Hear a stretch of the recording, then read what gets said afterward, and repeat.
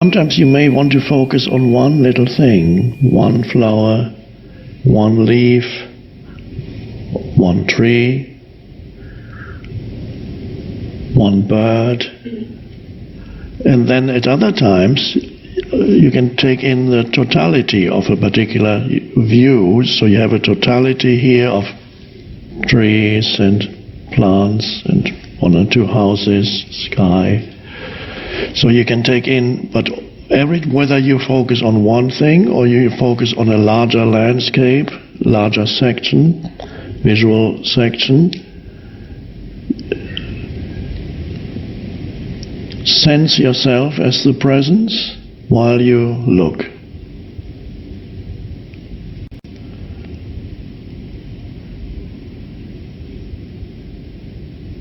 And that is how you become aware of the sacredness of nature. And nobody could explain to you what sacredness means, but you'll know, when you sense it, you'll know it.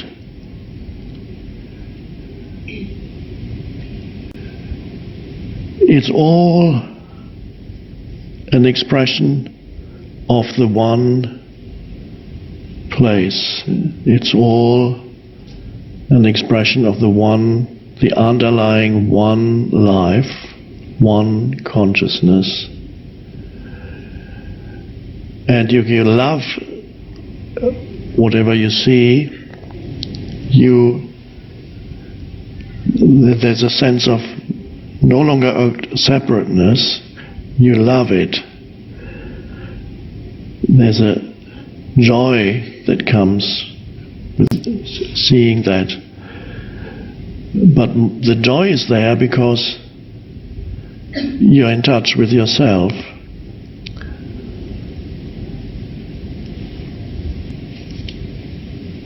So that is again an aspect of the balance between being and doing, to be aware of being while you do, and even when you are not doing something, not to lose consciousness. The danger is when you do activities, let's say your normal work situation, a little bit more complex than putting away clothes. The danger is that you lose yourself in the activity, and so you're no longer rooted in being, you're out there, and then the sign, the clear signal that you are out there and lost yourself in it is something arises like stress, anxiety,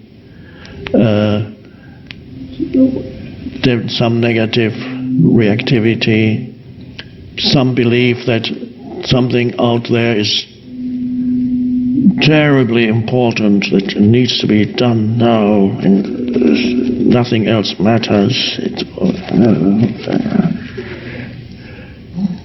So you lose yourself in the doing. Now if you sit quietly in your room, the danger is that you drift off to sleep. At first you're there present, you're above thought,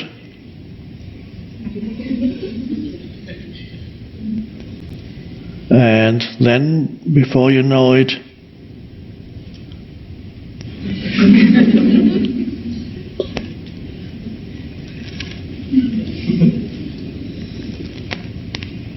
you can observe it. Many years ago I spent some time occasionally in Buddhist monasteries,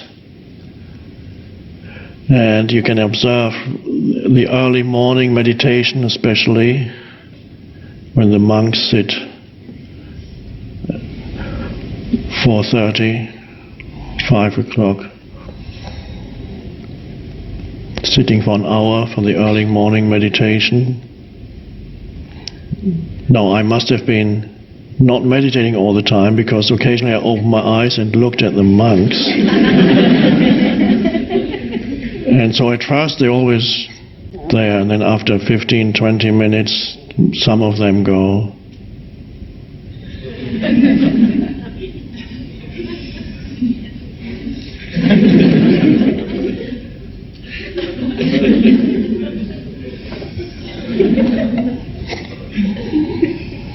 And of course in a Zen monastery you have the head monk who may hit you if he sees you're drifting off.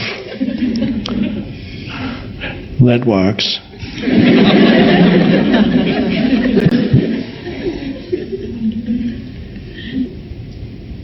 So don't overdo the being, not doing anything. To do it, sometimes don't say, I'm now going to sit for 1 hour in this room and be.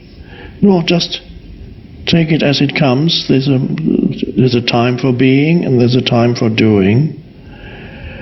Now, many humans alive now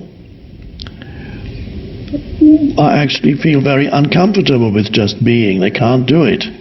They can't do the being. Or when they're trying to be, they're trying to do the being, which is like trying to do the meditation. You can't do a meditation because the meditation is about being. Doing a meditation implies you want to get somewhere, but true meditation is you are somewhere. You go into the vertical dimension.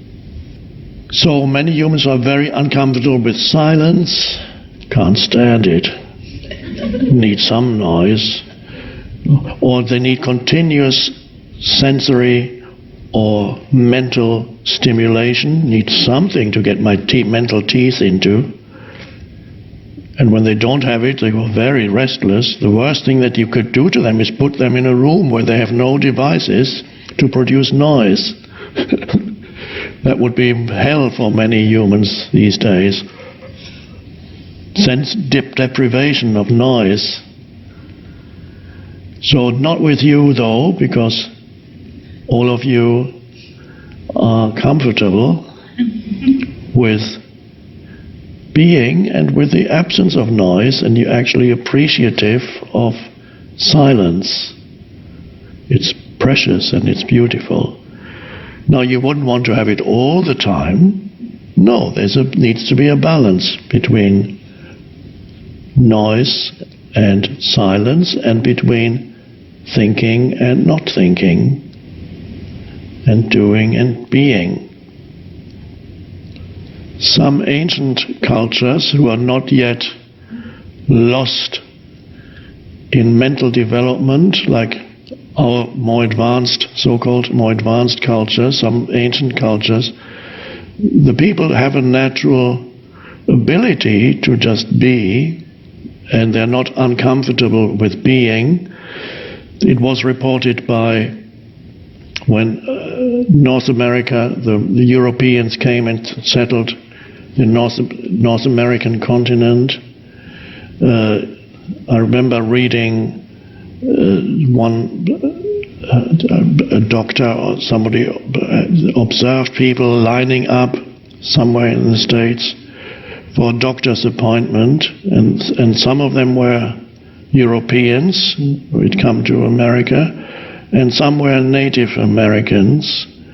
And it took so long, the doctor was overburdened with work, and these people, there were not enough chairs, people had to line up a long way, and whether it was a doctor or nurse who wrote about it, observed that all the Europeans became increasingly restless, and then they got very angry. What's going on? I've been here now for 3 hours. And all the Native Americans were just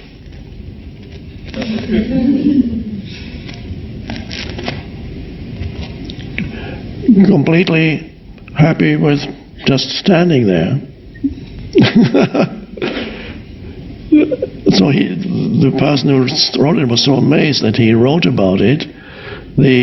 So there's a natural ability to drop in and go still. Now, then the Westerners came, and then of course there was a clash between the old culture of the Native Americans and the mind-dominated culture of the West, and then many of the Native Americans became very confused and became very destructive for that culture. Now when we go there, we've been through the development of the intellectual faculty and the mental faculty, and we come out the other end, and then we encounter that ability again, and even more deeper. If you haven't lost something, don't appreciate it that much, and you don't even know it that much. So for thousands of years humans could actually drop into stillness, I'm sure, as these Native Americans could. They could drop into stillness quite easily.